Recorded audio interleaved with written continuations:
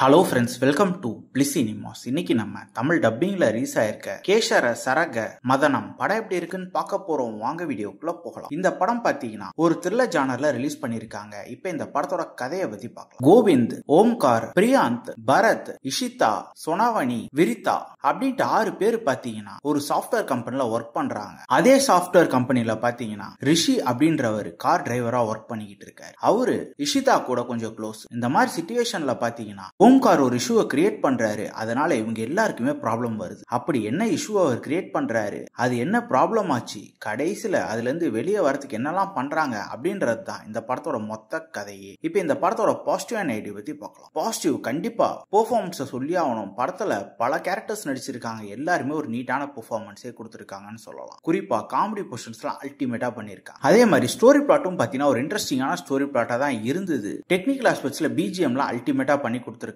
அதே மாதிரி கேமரா ஒர்க்கும் நல்லாவே பண்ணிருக்காங்க. ப்ரொடக்ஷன் வேல்யூமே ஓகேவா இருந்தது. அதே மாதிரி செகண்ட் ஹாஃப் பொறுத்தளவு பாத்தீங்கன்னா ரொம்பவே இன்ட்ரெஸ்டிங்கா கொண்டு போயிருந்தாங்க படத்தை.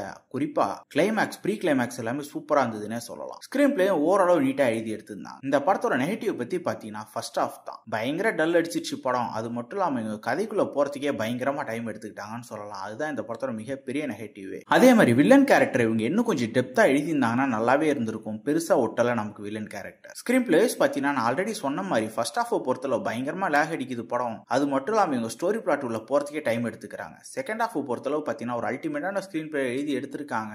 ட்விஸ்ட் அண்ட் டர்ன்ஸோட ஓவராலா பாத்தீங்கன்னா ஒரு சுமாரான ஃபர்ஸ்ட் ஹாஃப், ஒரு டீசென்டான செகண்ட் ஹாஃப் உள்ள படம் தான் இது. படத்துல அடல்ட் கண்டென்ட் இருக்கு. சோ ஃபேமிலியோட பார்க்கலாமா வேணாமா டிசைட் பண்ணிக்கோங்க. இந்த படத்துக்கு நம்மளோட மார்க் கேட்டீங்கன்னா 10க்கு 6 மார்க் கொடுக்கலாம். இன்னொரு வீடியோல சந்திக்கலாம். தேங்க்யூ.